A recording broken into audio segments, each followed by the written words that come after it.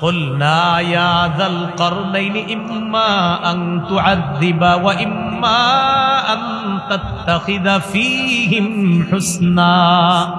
বাদশাহ যুলকরনাইন, আপনি চাইলে তাদেরকে শাস্তি দিতে পারেন অথবা তাদের ব্যাপারে ভালো কোনো কিছু গ্রহণ করতে পারেন।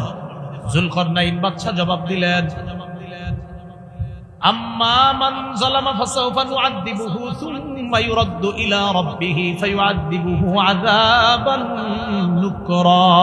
আল্লাহ, আমি দাওয়াত দিব, দাওয়াত দেওয়ার পরেও যারা জালেম থাকবে, এই জালেমদের সাথে আমার ফয়সালা হলো আমি তাদেরকে দমন করব। মনে আসেনি? 4 নম্বর গুণ দুষ্টকে দমন করা, ভালোকে লালন করা। যুলকরনাইন বলতেছে, আমি দাওয়াত দেওয়ার পরেও যদি তারা জালেম থাকে, ওদেরকে আমি কঠিন ভাবে দমন করব, কঠিন শাস্তি দিব। তারপর তাদেরকে রবের কাছে ফিরিয়ে দেওয়া হবে, রবের শাস্তি আরো কঠিন, রবও তাদেরকে শাস্তি দিবে। আর وَأَمَّا مَنْ آمَنَ وَعَمِلَ صَالِحًا فَلَهُ جَزَاءً الْحُسْنَى। আর যে ব্যক্তি ভালো কাজ করবে, ঈমান আনবে আর ভালো কাজ করবে, তার জন্য আমার পক্ষ থেকে পুরস্কার আছে, মরার পর আল্লাহর কাছেও পুরস্কার আছে। ভালোকে লালন করব, খারাপকে দমন করব। বাদশাহ যুলকরনাইন বলে দিলেন, আল্লাহ, যারা জালেম ওদেরকে দমন করব, যারা ভালো ওদেরকে লালন করব। মুসলিম শাসকের 4 নম্বর গুণ ভালোকে লালন করা, খারাপকে দমন করা। ইন্না ইয়াজুজ ওয়া মাজুজ মুফসিদুনা ফিল আরদ। পাহাড়ের ওই পাশে 2টা জালেম জাতি আছে, একটার নাম ইয়াজুজ আর একটার নাম মাজুজ। এটাই ইয়াজুজ মাজুজ, শুনছেন না? মুফসিদুনা ফিল আরদ, তারা জমিনে ফাসাদ সৃষ্টি করে, লুটতরাজ করে। রাতের বেলা পাহাড়ের এই পাশে এসে আমাদের ঘর বাড়িতে ঢুকে ডাকাতি করে আমাদের সম্পদ লুণ্ঠন করে নিয়ে চলে যায়। ও বাদশা, এই 2 পাহাড়ের মাঝখানে ফাঁকা জায়গাটা বন্ধ করা যায় কিনা একটু দেখেন। ফাহাল নাজআলু লাকা খারজা আলা আন তাজআলা বাইনানা ওয়া বাইনাহুম সাদ্দা। বাদশা, আপনি যে দেয়ালটা নির্মাণ করে দিবেন, প্রয়োজনে আপনারা টাকা পয়সা দিব, আমরা অফার করতে। কারণ এটাই তো নিয়ম, আমরা তো এটাই বুঝি। কারেন্টের খাম্বা লাগবে, খাম্বা এটা তো সরকার ব্যবস্থা করে দিচ্ছে। এরপরে হঠাৎ ঘোষণা আছে প্রতি ঘর থেকে 7,500 করে দিতে হবে। কেন? ফানাযিরাতুম বিমা ইয়ারজিউল মুরসালুন। ও আগে থেকে বল, ইন্নী মুরসিলাতুন ইলাইহিম বিহাদিয়া ফানাযিরাতুম বিমা ইয়ারজিউল মুরসালুন। তোমরা একটু অপেক্ষা করো, সৈন্যদেরকে বলতেছে সুলাইমান নবীর কাছে আমি হাদিয়া পাঠাবো, দেখি যাদেরকে দিয়ে হাদিয়া পাঠাবো সেই দূতেরা কি জবাব নিয়ে আসে, দেখি সঠিক কোনো জবাব নিয়ে আসে কিনা। যদি দেখি হাদিয়া গ্রহণ করে ফেলছে, তাহলে একটা অফার করে ফেলবো। সেটা হলো কি, আপনার এলাকায় আপনি থাকেন, আমার এলাকায় আমি থাকবো, কেউ কাউরে জ্বালামু না। মানে হাদিয়ার নামে এটা একটা রিশওয়াত, ঘুষ। সুলাইমান নবীর কাছে নিয়ে যাওয়ার পর বললেন, আতুমিদ্দুনানি বিমাল, সম্পদ দিয়ে আমাকে সাহায্য করতে চাও? ফামা আতানি আল্লাহু খায়রুম মিম্মা আতাকুম। আল্লাহ আমাকে যা দিয়েছে তোমাদের চেয়ে অনেক উত্তম দিয়েছে। শেষে দেখেন না কি বলে, বাল আনতুম বিহাদিয়াতিকুম তাফরাহুন। তোমাদের হাদিয়া নিয়ে তোমরাই খুশি থাকো, যাও নিয়ে যাও। রানী বুঝতে পারছে না এখানে কাজ হবে না, তাড়াতাড়ি সুলাইমান নবীর কাছে বহর নিয়ে রওনা করছে। ওনার মজলিসে এসে বলতেছে, ইন্নী আসলামতু মা সুলাইমান লিল্লাহি রাব্বিল আলামিন। সুলাইমান নবীর সাথে বিশ্ব জগতের রবের কাছে আমি রানী আত্মসমর্পণ করলাম। মুসলিম শাসকের 8 নম্বর গুণ, তিনি কি খোর হবে না? আরো জোরে। 9 নম্বর গুণ, তিনি আমানতদার হবে। বলেন কি হবে? সূরা নিসা 58 নম্বর আয়াতে আল্লাহ বলেন, ইন্নাল্লাহা ইয়া'মুরুকুম আন তু'আদ্দুল আমানাতি ইলা আহলিহা। আল্লাহ তোমাদেরকে আদেশ করেছেন তোমরা যেন আমানত যথাযথভাবে আদায় করো। এজন্য আমার সাথে একটু বলেন সঠিক ব্যক্তিকে প্রতিনিধি বানানো আমাদের জন্য আমানত। সঠিক ব্যক্তি প্রতিনিধি হওয়ার পর আমাদের অধিকার আমাদেরকে দিয়ে দেওয়া, তার জন্য আমানত। আবার প্রতিনিধি সঠিক মানুষটাকে বানানো আমাদের জন্য আমানত। তিনি ক্ষমতায় অধিষ্ঠিত হয়ে আমাদের অধিকার পৌঁছানো, তার জন্য আমার। তাহলে তিনি দায়িত্ব পাওয়ার পর শুধু ভায়া হয়ে আল্লাহ প্রদত্ত দায়িত্বটা আমাদের কাছে পৌঁছায় দিবে, আমানতটা পৌঁছায় দিবে, এটা তার আমানত। আর আমরা সঠিক মানুষটাকে আমাদের দায়িত্বশীল বানাবো, এটা আমাদের জন্য আমানত মনে রাখবে। সর্বশেষ কথা, 10 নম্বর গুণ, সেটা হলো কোরআন সুন্নাহ প্রতিষ্ঠিত করতে হবে। বলেন কি? এটা শুধু মুখে বললে হবে না, বাস্তবে আমলে করতে হবে। কারণ সবাই কথা বলে কোরআন সুন্নাহর বাহিরে আমরা কিছু করবো না, কিন্তু এটা এখন থেকে বাস্তবে বলতে হবে। সূরা মাঈদার 48 থেকে 50 নম্বর আয়াতে আল্লাহ বলেছেন, ওয়া নিহকুম বাইনাহুম বিমা আনজালাল্লাহ, আল্লাহর বিধান অনুযায়ী বিচার করো। শেষের দিকে আছে আফা হুকমাল জাহিলিয়াতি ইয়াবগুন, তারা কি জাহিলীদের আইন কামনা করে? ওমান আহসানু মিনাল্লাহি হুকমা, আরে আল্লাহর চাইতে উত্তম আইন আর কার আইন হতে পারে? আল্লাহর চেয়ে শ্রেষ্ঠ সুন্দর উত্তম বিচার আর কার বিচার হতে পারে? বলেন শ্রেষ্ঠ উত্তম বিচার কার? মনে থাকবেন ইনশাআল্লাহ। সূরা আম্বিয়ার 81 নম্বর আয়াতে কারিমা তেলাওয়াত করেছি। সূরা হজের 41 নম্বর আয়াতের বিষয়বস্তু হলো একজন আদর্শ শাসকের 4টি কাজ। কয় কাজ? আদর্শ শাসকের 4 কাজ। অন্য যে আয়াতে কারিমা তেলাওয়াত করেছি সেখান থেকে আমরা আলোচনা শুনব আদর্শ শাসকের 10 গুণ। তাহলে আদর্শ শাসকের কাজ কয়টা? গুণ কয়টা? 10টি।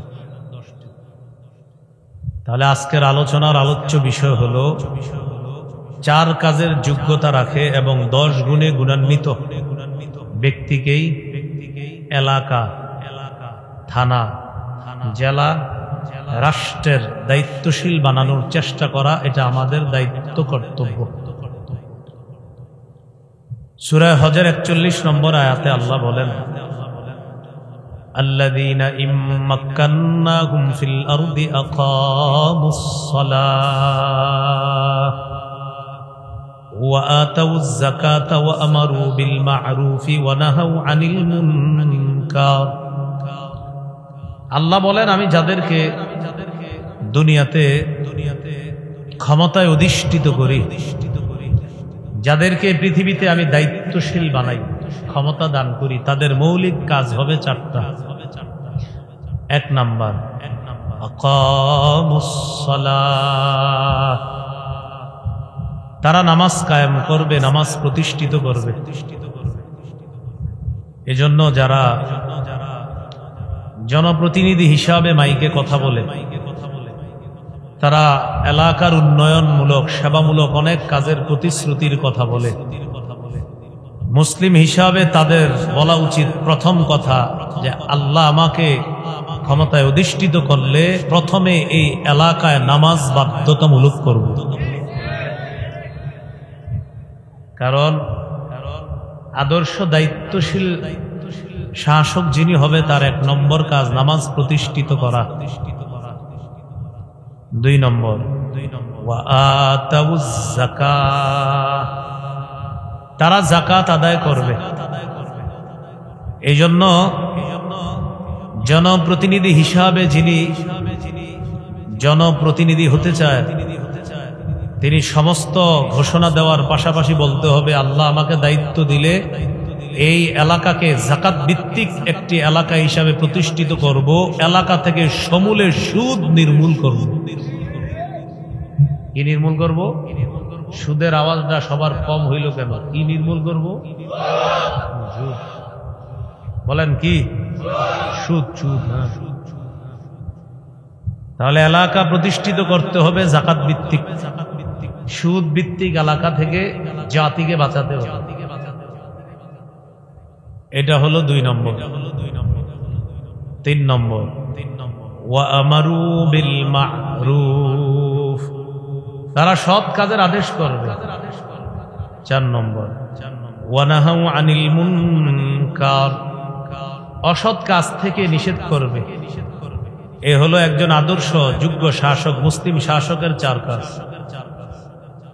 এবার আমরা আরো গুরুত্বপূর্ণ আলোচনা শুনবো। একজন আদর্শ মুসলিম শাসক 10 গুণে গুণান্বিত হবে। কয় গুণ? এক নম্বর, মুসলিম দায়িত্বশীল যিনি হবে আমাদের, তিনি দায়িত্ব পাওয়ার পর আগের চাইতে আল্লাহমুখী আরো বেশি হবে।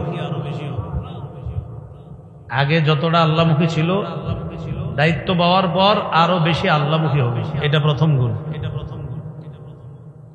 সুলাইমান নবীর ব্যাপারে সূরা আম্বিয়ার ৮১ নম্বর আয়াতে আল্লাহ বলেন, وَلِسُلَيْمَانَ الرِّيحَ عَاصِفَةً تَجْرِي بِأَمْرِهِ إِلَى الْأَرْضِ الَّتِي بَارَكْنَا فِيهَا।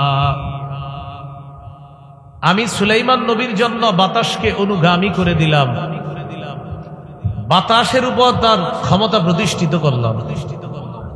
সুলাইমান নবীর হুকুমে বাতাস মুহূর্তের মধ্যে ১ মাসের দূরত্বে তার সিংহাসন পৌঁছায় দিত। সুলাইমান নবীর এই ক্ষমতা যত বাড়ল, তিনি আল্লাহমুখী তত বেশি হলেন। সূরা সদের ৩০ নম্বর আয়াতে আল্লাহ কি বলে দেখেন, ওয়াওয়াহাবনা লিদাউদা সুলাইমান নি'মাল আবদু ইন্নাহু আওয়াব। আমি দাউদ নবীকে সুলাইমান নামে একটা সন্তান দান করলাম। এই সুলাইমানকে ক্ষমতা যত বেশি দিলাম, সুলাইমান তত বেশি আমি আল্লাহর দিকে ঝুঁকে পড়লো, তত বেশি আমি আল্লাহমুখী হয়ে যাব। আদর্শ মুসলিম দায়িত্বশীলের প্রথম কাজ, আল্লাহ তাকে দায়িত্ব দিলে তিনি আগের চেয়ে আল্লাহমুখী আরো বেশি হবে। বিষয়টা যেন এমন না হয়, দায়িত্ব পাওয়ার আগে আমি আপনাদের সামনে তাসবিহ নিলাম, টুপি নিলাম, দায়িত্ব পাওয়ার পরেই বললাম টুপি যেমন পড়তে জানি খুলতেও জানি, এমনটা যেন না হয়। সূরাতুন নামল ১৯ নম্বর পারা ১৬-১৭ নম্বর পৃষ্ঠা, আয়াত নাম্বার ১৫ থেকে ১৯ নম্বর আয়াতে আল্লাহ বলেন, ওয়ালাকাদ আতাইনা দাউদা ওয়া সুলাইমানা ইলমা। আমি দাউদ এবং সুলাইমান নবীকে ইলম দান করলাম। وقال الحمد لله الذي فضلنا على كثير من عباده المؤمنين। দাউদ নবী সুলাইমান নবী বললেন, সমস্ত প্রশংসা আল্লাহর, যে আল্লাহ তার অনেক বান্দাদের উপর আমাদেরকে শ্রেষ্ঠত্ব দান করেছেন। দেখেন, দাউদ নবী সুলাইমান নবী শ্রেষ্ঠত্ব পাওয়ার পর প্রশংসা করলেন কার? বুঝাইতে চাইলাম, মুসলিম দায়িত্বশীল তিনি আগের চেয়ে বেশি আল্লাহমুখী আরো বেশি। وَوَرِثَ سُلَيْمَانُ دَاوُودَ وَقَالَ يَا أَيُّهَا النَّاسُ عُلِّمْنَا مَنطِقَ الطَّيْرِ। সুলাইমান নবী দাউদ নবীর উত্তরাধিকার হলেন। দাউদ নবী ফিলিস্তিন ৪০ বছর শাসন করলেন। দাউদ নবীর পর সুলাইমান নবীও ফিলিস্তিন ৪০ বছর শাসন করলেন। বাবা এবং ছেলে মিলে ফিলিস্তিন ৮০ বছর শাসন করলেন। বনি ইসরাইল ফিলিস্তিন শাসন করছে ৪৩৮ বছর। এর মধ্যে ৮০ বছর হলো ঈমানি শাসন। এই ৮০ বছর দাউদ নবীর ৪০, সুলাইমান নবীর ৪০, এই হলো ৪০ দুগুণে ৮০ বছর ঈমানি শাসন। তাদের শাসনের ক্ষমতা আল্লাহ যত দিছে, তারা তত বেশি আল্লাহমুখী হয়েছে। সুলাইমান নবী দাউদ নবীর উত্তরাধিকার হওয়ার পর দেখেন কি বলে, وقال يا أيها الناس علمنا منطق الطير। হে মানুষ, আমাকে পাখির ভাষা বুঝার যোগ্যতা দেওয়া হয়েছে। পাখির ভাষা আমি সুলাইমানকে শিক্ষা দেওয়া হয়েছে। কিসের ভাষা? এখন পাখির ভাষা শিখার পর সুলাইমান নবী কি বলে দেন, ইন্না হাযা লাহুয়াল ফাদলুল মুবিন। সুলাইমান নবী বলেন, এই যে পাখির ভাষা বুঝার যোগ্যতা আমাকে দেওয়া হয়েছে, এটা আল্লাহর পক্ষ থেকে স্পষ্ট অনুগ্রহ। এটা আমার কোনো যোগ্যতা না, আমার রব এই যোগ্যতা আমাকে দান করেছে। বুঝে থাকলে বলেন, দাউদ নবীকে রাজত্ব দিয়েছেন কে? সুলাইমান নবীকে কে দিয়েছেন? পাখির ভাষা বুঝার যোগ্যতা কে দিয়েছেন? তিনি ভাষার যোগ্যতা এটা পাওয়ার পর প্রশংসা করলেন কার? ক্ষমতা যত বেশি, প্রশংসা তত বেশি হচ্ছে। আমাদের চিত্র, আমরা যত বেশি ক্ষমতা পাই তত অহংকারী হয়ে উঠি। এটা যেন না। সুলাইমান আলাইহিস সালাতু ওয়াস সালাম একদিন বহর নিয়ে রওনা করছে। 19 পারা 17 নম্বর পৃষ্ঠার শুরু থেকে আল্লাহ বলেন, ওয়া হুশিরা লিসুলাইমানা জুনুদুহু মিনাল জিন্নি ওয়াল ইনস ওয়াত তায়রি ফাহুম ইউজাউন। সুলাইমান নবীর জন্য জিন, মানুষ, পাখিকে সমবেত করা হলো, তাদেরকে সুবিন্যস্ত করা হতো। জিন, ইনসান আর পাখিকে আলাদা আলাদা শাসন করতে সুলাইমান নবীর কোনো কষ্ট হতো না। তাদেরকে সুনিপুণ ভাবে, সুবিন্যস্ত ভাবে নিয়ন্ত্রণ করার যোগ্যতাও আল্লাহ দিয়েছেন। জিনের উপর রাজত্ব, পাখির উপর রাজত্ব, মানুষের উপর রাজত্ব। একদিন জিন, ইনসান, পাখি নিয়ে সুলাইমান নবী রওনা করছে। সিংহাসন বাতাসের উপরে চলতেছে, এক এলাকায় গিয়ে নামছে। এলাকাটা পিঁপড়ার এলাকা। বলেন কিসের এলাকা? হাত্তা ইযা আতাউ আলা ওয়াদিন নাম। যাইতে যাইতে যখন পিঁপড়ার এলাকায় গিয়ে পৌঁছলেন, قالت نملة يا أيها النمل ادخلوا مساكنكم। পিঁপড়ার রানী বলল, ও পিঁপড়ার দল, তোমরা গর্তে প্রবেশ করো। ও পিঁপড়ার দল, তোমরা গর্তে প্রবেশ করো। কে বলল? রানী। বলেন রাজা না রানী? ইমাম আবু হানিফা রাহিমাহুল্লাহকে জিজ্ঞাসা করা হইল, বলেন তো ওই পিঁপড়ার যে প্রধান ছিল, যে প্রধান পিঁপড়া বাহিনীকে বলছিল গর্তে ঢুকার জন্য, সেই পিঁপড়াটা কি পুরুষ ছিল না মহিলা ছিল? ইমাম আবু হানিফা রহিমাল্লাহ জবাব দিলেন, মহিলা ছিল। কেমনে বুঝলেন? আল্লাহ তো কোরআনে স্ত্রী লিঙ্গ বলেছে। আল্লাহ ক্রিয়াটা আনছে স্ত্রী লিঙ্গ, কর্তাকেও আনছে স্ত্রী লিঙ্গ। সেখান থেকেই বোঝা যায় এটা রাজা না, এটা রানী ছিল।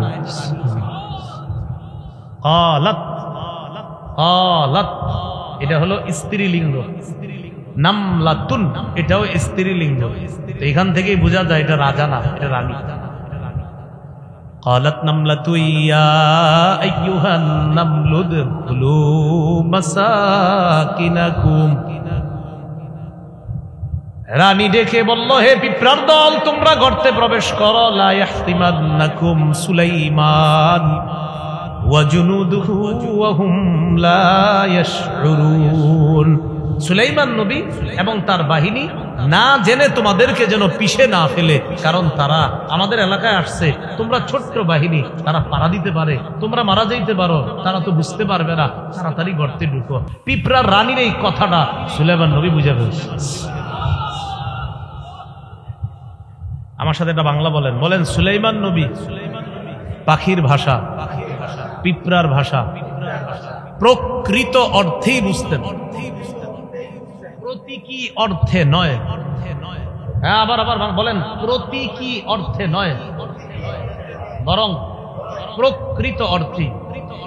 তাহলে দুইটা বাংলা, একটা হলো প্রতীকী আর একটা প্রকৃত। সুলাইমান নবী বাস্তবেই পাখির ভাষা বুঝতেন, এমন না যে উনি ইঙ্গিতে বিঙ্গিতে বুঝে নিতেন না।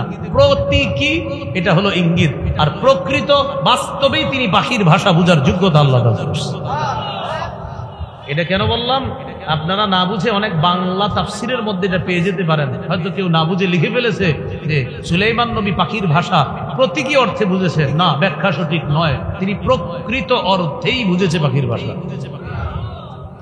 এটা বাংলা অনেক জায়গায় লেখা দেখছি, এই জন্য আমি বললাম, শুধু শুধরে দিলাম, কারণ আপনারা পড়াশোনা করেন, হয়তো এটা পেয়ে যেতে পারেন। না, প্রকৃত অর্থেই তিনি পাখির ভাষা বুঝছেন।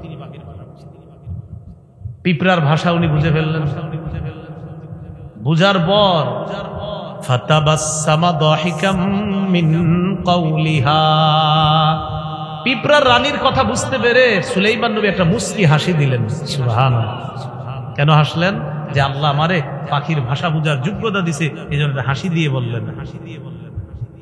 قال رب أوزعني أن أشكر نعمتك التي أنعمت علي। সুলাইমান নবী দোয়া করলেন, আল্লাহ আমাকে তৌফিক দিয়ে দেন, যে নিয়ামত আমাকে দান করলেন, পাখির ভাষা বুঝার যোগ্যতা দিলেন। পিঁপড়ার রানীর ভাষা আমি বুঝে ফেললাম। আল্লাহ, এই নিয়ামত আমার কোনো যোগ্যতা না, এটা আপনার নিয়ামত।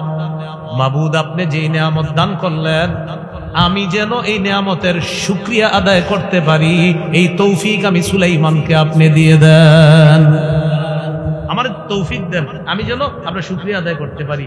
আল্লাহ আপনি আমাকে এত ক্ষমতা দিচ্ছেন, মাবুদ তৌফিক দেন আমি যেন বেশি শুকরিয়া আদায় করতে পারি। দেখেন ক্ষমতা বাড়তেছে, শুকরিয়ার মাত্রা বাড়তেছে, আবার আল্লাহরে বলতেছে আল্লাহ তৌফিক আরো বাড়ায়া দেন, শুকরিয়া যেন বেশি করতে পারি। তাহলে কি শিখলাম? মুসলিম শাসক ক্ষমতা বাড়বে, শুকরিয়া বাড়বে। মুসলিম শাসকের পাওয়ার বাড়বে, রবের প্রশংসা বাড়বে। মুসলিম শাসক পাওয়ার বাড়বে, রবের প্রশংসা বাড়বে। আর মানব রচিত শাসন ব্যবস্থায় মানুষের পাওয়ার বাড়ে, তার অহংকার বাড়ে। আজকের আলোচনা যেটা ওলামা হযরত সহজে বুঝবে, ওলামা ছাড়া অন্যরা যারা, আপনারা দয়া করে বুঝতে হবে আজকের আলোচনা, হাতে পায়ে ধরে বলি। সাধারণ যারা আছেন আজকের আলোচনাটা মাথায় ঢুকায় নিতে হবে। তাহলে 1 নম্বর গুণ, মুসলিম শাসকের ক্ষমতা যত বেশি হবে তিনি তত বেশি আল্লাহমুখী হবে, আল্লাহর প্রশংসা করবে। এই হলো 1 নম্বর গুণ। আল্লাহ আমাদেরকে মনে রেখে ভবিষ্যতে লিডার নির্বাচনে বিষয়গুলো গুরুত্ব দেওয়ার তৌফিক দান করেন। মুসলিম শাসকের 2 নম্বর গুণ, পৃথিবীতে তিনি ইনসাফ প্রতিষ্ঠিত করবে। কি প্রতিষ্ঠিত করবে? আরো জোরে বলেন। সূরা সদ 26 নম্বর আয়াত, 23 পারা 13 নম্বর পৃষ্ঠা। সূরা সদ 26 নম্বর আয়াত আল্লাহ বলেন, ইয়া দাউদ ইন্না জাআলনাকা খলিফাতান ফিল আরদ ফাহকুম বাইনান নাসি বিল হক ওয়ালা তাত্তাবি'ল হাওয়া ফায়ুদিল্লাকা আন সাবিলিল্লাহ।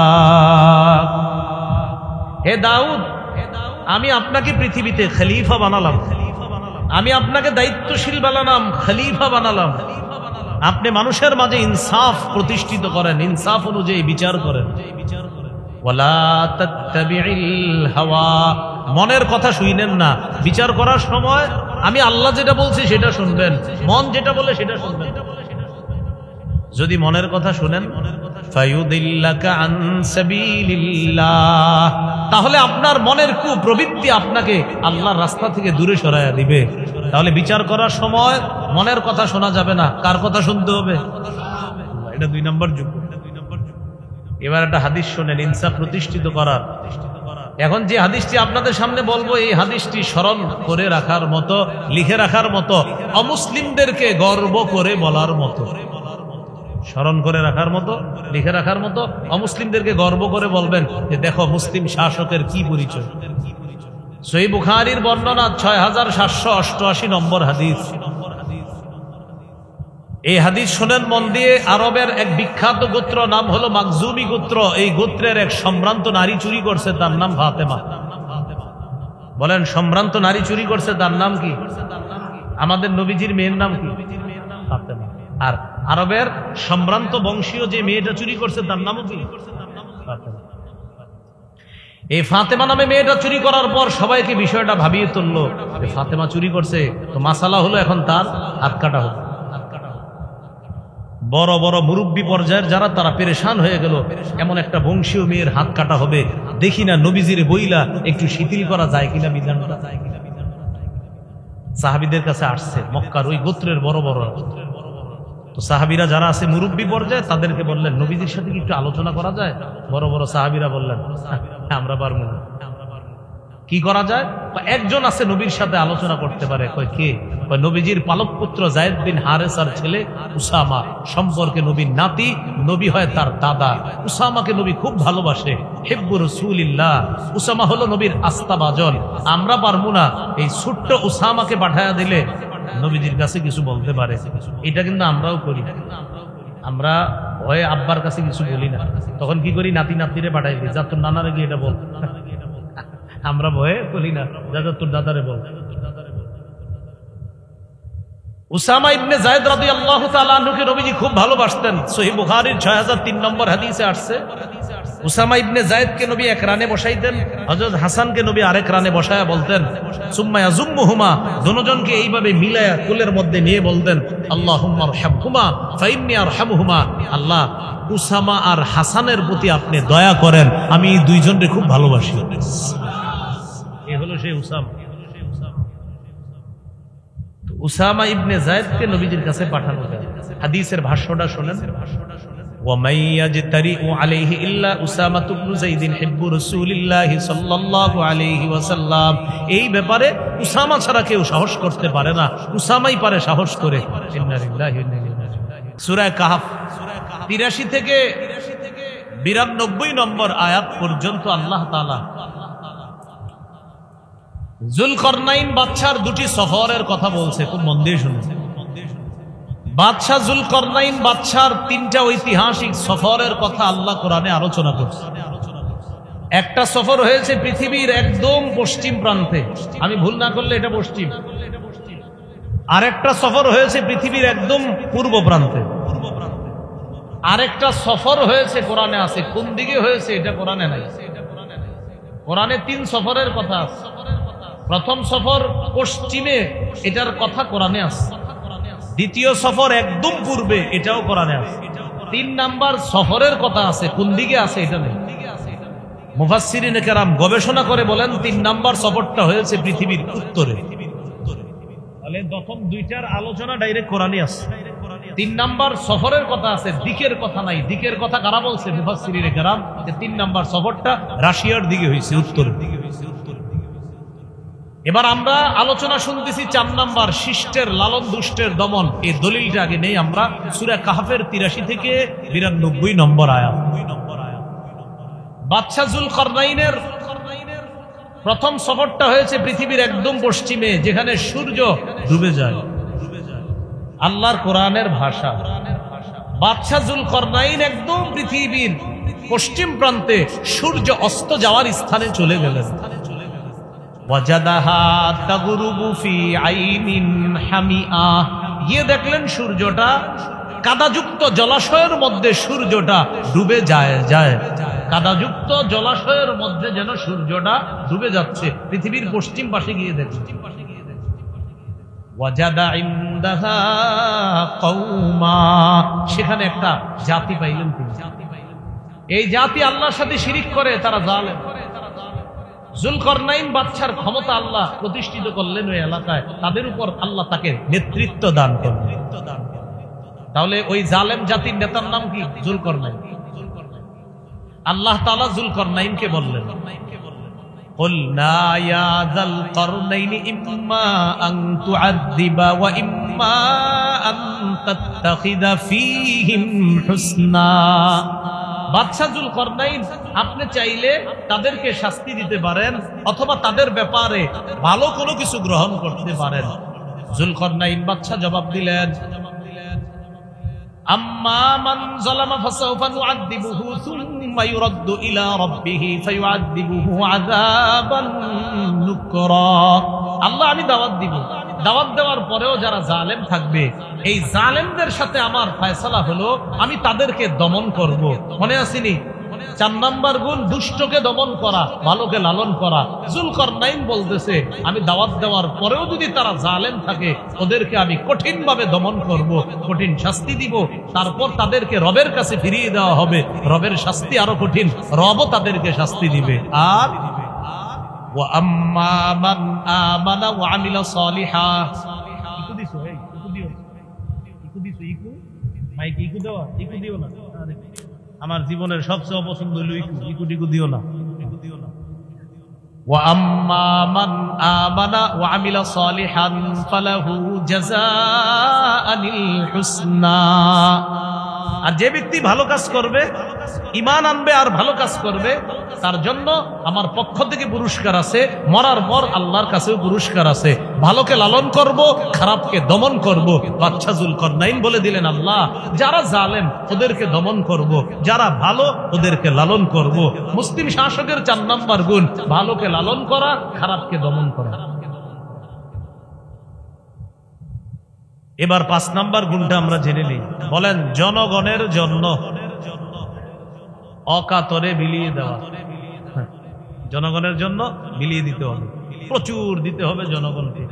আপনি ক্ষমতা পাওয়ার আগেও যেমন নরমাল ছিলেন, ক্ষমতা পাওয়ার পরেও নরমাল থাকতে হবে, যেন আপনার ভাবসাব এমন না হয় যে ক্ষমতা পাওয়ার আগে আপনি যেই অবস্থায় ছিলেন ক্ষমতা পাওয়ার সাথে সাথে আপনার অবস্থা আকাশে চলে গেছে। বিষয়টা এমন যেন না হয়, কারণ আপনি আগে ক্ষমতা ছিল না, এখন আল্লাহ ক্ষমতা দিছে, আল্লাহ একটা দায়িত্ব দিছে, এই দায়িত্ব এখন সবার কাছে পৌঁছায় দিতে হবে, বাস এতটুকুই। শুধু মাঝখানে আপনারে দায়িত্ব দিছে, শোনো তোমার একটা দায়িত্ব দিছি, খেটে খাওয়া মানুষের অধিকারগুলা তাদের কাছে পৌঁছায় দাও, বাস এতটুকুই। তা আপনার তো পরিবর্তন হওয়ার দরকার নেই, আপনি আগে যা ছিলেন এখনো তাই থাকতে হবে, সর্বোচ্চ বেতনটা নিতে পারবেন, বাস আর কিছু না।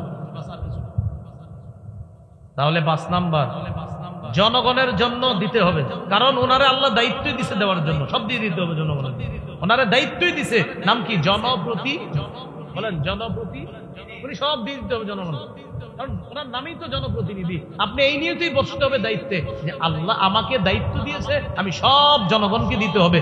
যদি দায়িত্ব না নিতে পারেন আপনি আইসেন না দায়িত্ব, কিন্তু আপনি জনপ্রতিনিধি মাথায় রাখা।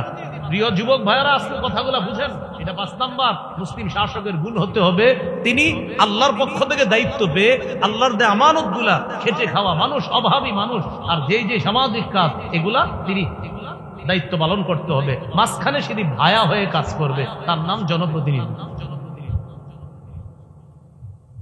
এই কথাটা নিব থেকে সূরা কাহফ থেকে নিব।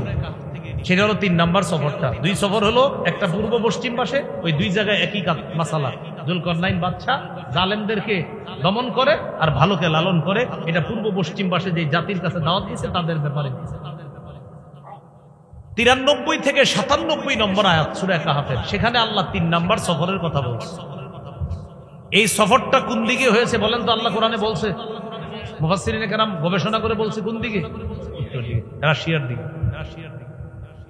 আল্লাহ তাআলা বলেন, যুলকারনাইন বাদশা সফর করতে করতে চলে গেলেন 2 পাহাড়ের মাঝখানে।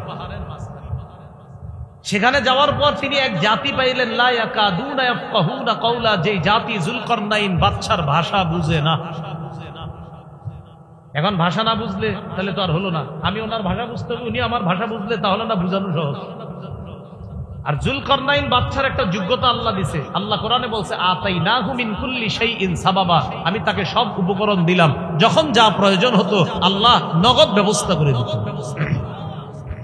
তখন তিনি একজন দুভাষী নিযুক্ত করলেন, এটা এক ব্যাখ্যা। আরেক ব্যাখ্যা, ইশারায় তাদের সাথে কথা বললেন, ইশারায়। আর ইশারার যোগ্যতাটা আল্লাহ যুলকারনাইনকে দিয়ে দিয়েছে। কোরআনে তো আল্লাহ বলছে, যুলকারনাইনের যা যা প্রয়োজন আমি সব মাধ্যম ব্যবস্থা করে দিই।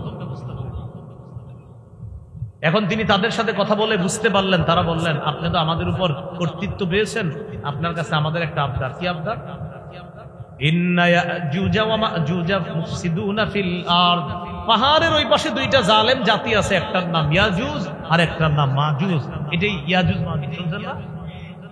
মুফসিদুনা ফিল আরদ, তারা জমিনে ফাসাদ সৃষ্টি করে, লুটতরাজ করে, রাতের বেলা পাহাড়ের এই পাশে এসে আমাদের ঘর বাড়িতে ঢুকে ডাকাতি করে আমাদের সম্পদ লুণ্ঠন করে নিয়ে চলে যায়। ও বাদশা, এই 2 পাহাড়ের মাঝখানে ফাঁকা জায়গাটা বন্ধ করা যায় কিনা একটু দেখেন। ফাহাল নাজআলু লাকা আলা আন ফাহাল নাজআলু লাকা খারজা আলা আন তাজআলা বাইনানা ওয়া বাইনাহুম সাদ্দা। বাদশা, আপনি যে দেয়ালটা নির্মাণ করে দিবেন, প্রয়োজনে আপনারা টাকা পয়সা দিব, আমরা অফার করতে, কারণ এটাই তো নিয়ম, আমরা তো এটাই বুঝি। কারেন্টের খাম্বা লাগবে, খাম্বা এটা তো সরকার ব্যবস্থা করে দিচ্ছে। এরপরে হঠাৎ ঘোষণা আছে, প্রতি ঘর থেকে 7,500 করে দিতে হবে। কেন? কথা কিসের খরচ? আপনাদের দিচ্ছে, এটা আপনার জন্য। এই জন্য প্রিয় ভাইয়েরা, এগুলা না হওয়া, প্রত্যেকে বলছে এখানে যারা আছেন, আমি বলি আপনিও দায়িত্বশীল হওয়ার চেষ্টা করেন, এইভাবে যে আমি দায়িত্বশীল হব, মানে শুধুমাত্র আমি ভায়া হব, আল্লাহর দেওয়া আমানত আমি মানুষের কাছে পৌঁছে দেব। এরকম নিয়ত যদি না থাকে, হাতে পায়ে ধরে গেলে আপনার প্রতিনিধি হওয়া দরকার। কিন্তু যদি মনে করেন আপনি পারবেন, তো আপনি হন। কারণ একজন তো আছে, আপনি আজকে বললে কালকে একদিন, সত্যি বলছি কালকে একদিন। তো জনগণ কি বললো যুলকারনাইনকে? বাদশা, সাধারণত যে বাদশারা কিছু করে দিলে টাকা টুকা নেয়, মানে অনেক সময় দায়িত্বশীলরা, তো আপনিও তো একটা দেয়াল করে দিবেন, প্রয়োজনে আমরা ট্যাক্স টুক দিব। খরজান অর্থ হলো ট্যাক্স। খরজান অর্থ কি? যুলকারনাইন জবাব দিলেন, ছি ছি, এগুলা লাগবে না। মা মাক্কান্নি ফিহি খায়র, আল্লাহ আমাকে যেই ক্ষমতা দান করছেন, এটা অনেক কল্যাণ, এটা অনেক উত্তম। আল্লাহ আমাদের দায়িত্ব দিছে জনগণের জন্য কিছু করা, তোমাদের এটা প্রয়োজন। আমি নিজস্ব অর্থায়ন থেকে আল্লাহর দেওয়া আমানত তোমাদের জন্য আমি যেমনে ভাবে পারি আমি খরচ করব, যা যা দরকার সমস্ত অর্থ আমি ব্যবস্থা করব। নেতা কি বলে দিলেন? এই দেয়ালের সব অর্থ দিয়ে করবে, আমি ব্যবস্থা করবো। মাঝে মাঝে এটা বলবে না যে দেয়ালটা উদ্বোধন করব আমরা কালকে, জনপ্রতিনিধি 2000 করে দিতে হবে, তো বলে দিলেন আমি খরচ দিব, তোমরা খালি একটু সহযোগিতা করবা। পারবা? কয় কি, লোহার পাতগুলো একটু এখানে আইনা দিতে পারবা? সমস্যা নেই। জুলকারনাইন বাদশা লোহার পাত ব্যবস্থা করলেন। করার পর তারা ছিল শক্তিশালী জাতি। কোরআনে আছে ফাআইনুনি বিকুওয়াতিন আজআল বাইনাকুম ওয়া বাইনাহুম রাদমা, তোমরা আমাকে খালি আইনা দিবা লোহার পাতগুলা, এগুলো আমি কি করব, দুই পাহাড়ের মাঝখানে বসায় দেব। এটা কোনো ব্যাপার না, শক্তিশালী জাতি ছিল, লোহার পাত। লোহার পাত আনার পর জুলকারনাইন বাদশা দুই পাহাড়ের মাঝখানে একদম মিডল পর্যন্ত লোহার পাতের একটা দেয়াল তৈরি করলো। কোরআনের ভাষা হাত্তা ইদা সাওয়া বাইনা সাদাফাইন, দুই পাহাড়ের চূড়া পর্যন্ত দেয়াল করে ফেললো। এরপরে বললেন কালান ফুকু, আগুনে বাতাস দাও। আগুনে বাতাস দিয়ে এবার তামা গলাইতে হবে, সীসা গলাইতে হবে, এই গলানো মেডিসিনটাকে লোহার মাঝখানে দিতে হবে। এই ওইটাকে গবেষণা করেই বর্তমান কামারের আবিষ্কার। আরে কামার আছে না, এই ওখান থেকে গবেষণা, যে বাতাস দাও, আগুনে বাতাস দাও, সেখান থেকে গলাও, গলিয়ে সেখান থেকে আমরা এই মেডিসিনটাকে ওই লোহার পাতের মধ্যে দিয়ে দিব। বাদশা জুলকারনাইন সেই গলিত মেডিসিনটা লোহার পাতের মধ্যে দিয়ে দেওয়ার পর মজবুত একটা প্রাচীর দুই পাহাড়ের মাঝখানে আল্লাহ তাআলা জুলকারনাইনের মাধ্যমে তৈরি করে একটি পয়সাও নিলেন না জনগণ, পুরা নিজস্ব অর্থায়নে করে দিলেন। আর বললেন আল্লাহ যা দিয়েছে আমাকে তোমাদের জন্য খরচ করার জন্যই দিয়েছে, তোমরা কিচ্ছু লাগবে না। সাথে সাথে বলে দিলেন শোনো, এটা তো মানুষ হিসাবে করে দিলাম, আল্লাহ যেদিন চাইবে এটা ধ্বংস হয়ে যাবে।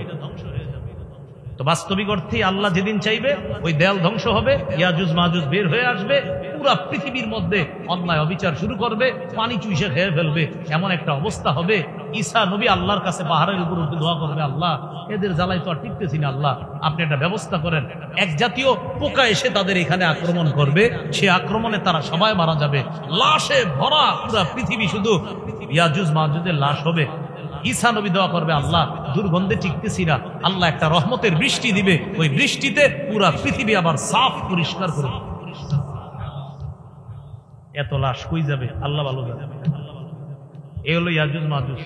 যাই হোক, আমাদের আলোচ্য বিষয় ইয়াজুজ মাজুজ না, আমাদের আলোচ্য বিষয় জনগণের জন্য অকাতরে বিলিয়ে দেওয়া। এটা মুসলিম শাসকের 5 নম্বর গুণ। মুসলিম শাসকের 6 নম্বর গুণ, উনি জনগণের জন্য কিছু করতে পারলে এটা বলবে না আমি এটা করেছি, আমি ওটা করেছি, আমি ওটা করেছি, এটা না বলে বলবে আল্লাহ আমাকে এটা করিয়েছেন, ওটা করিয়েছেন, সব কৃতিত্ব আল্লাহ। এটা বলবে। সূরা কাহফের 98 নম্বর আয়াতে এটাই বললেন আল্লাহ। জুলকারনাইন বাদশা কিছু করতে পেরে বললেন রাহমাতুম মির রব্বি, এটা আমার রবের দয়া, আমার রব দয়া করেছেন বলে আমি তোমাদের জন্য কিছু করতে পারলাম। এটা 6 নম্বর। 7 নম্বর, মুসলিম শাসক হালাল অর্থনীতি সম্পর্কে পারদর্শী হতে হবে। কি অর্থনীতি? আবার বলেন হালাল। হ্যাঁ, হালাল অর্থনীতি মানে হালালটা হালাল জানবে, হারামটা হারাম জানবে। উনি বুঝবে যে এটা সুদ আর এটা হলো সুদের বিপরীত, এটা উনি বুঝবে। মুসলিম শাসক এটা বুঝতে হবে। সুদকে কখনো মুসলিম শাসক ইন্টারেস্ট নাম দিয়ে বৈধতা দেওয়ার চেষ্টা করবে না। সুদ কিয়ামত পর্যন্ত সুদ, 4 আনা সুদ, 4 কোটি সুদ, কম সুদ, বেশি সুদ, সুদ সুদ। এটা এভাবে ওভাবে সেভাবে যেভাবে হোক সুদ। এভাবে ওভাবে কেন বললাম জানেন? এখন এভাবে ওভাবে বলা হয়, মানে সুদ বলে না, কয় কি ইন্টারেস্ট, ইন্টারেস্ট বলে না, কয় একটু মুনাফা। মুনাফা তো সুন্দর শব্দ ভাই, মুনাফা মানে একটু বলেন তো কি মুনাফা? মানে মুনাফা কিন্তু সুন্দর শব্দ, এই শব্দটারে ওই সুদের বিপরীতে ব্যবহার করতে চায়। তো এখান আপনার একটু বেনিফিট আছে, বেনিফিট মুনাফা এরকম। তো বেনিফিটটা কিভাবে একটু বলেন না? তখন যখন সরল লজ্জায় বলেন, বললেই তো আপনি বলবেন এটা তো সুদ নিয়া, এটার নাম দিচ্ছেন বেনিফিট, ইন্টারেস্ট আর মুনাফা ইত্যাদি। হ্যাঁ, বাজারু নিয়ে আসছে আপনাদের সামনে, কথার কথা আইসা নাম, তো আপনি দেখে বললে মাশাআল্লাহ এত সুন্দর গাড়ি, আর বললো না এই তো গত মাসে নিলাম। কিভাবে? গত মাসে ব্যবসায় ভালো একটা প্রফিট এসেছে, প্রফিট শুনে আপনি ভাবতেছেন না জানি কি, তখন বলতেছে এরপর তোমার 50 লাখ, এটা হলো মূল প্রফিট, আর উইথ ইন্টারেস্ট 50 লাখ। মানে আপনার ইংরেজিতে কইলো আর কি, উনি 50 লাখ লাভ হয়েছে আর 50 লাখ সুদ, আর আপনি ইংরেজি শুনে বুঝলেন কি, আল্লাহ কত বড় ব্যবসায়ী। সাবনাত বসেন স্যার,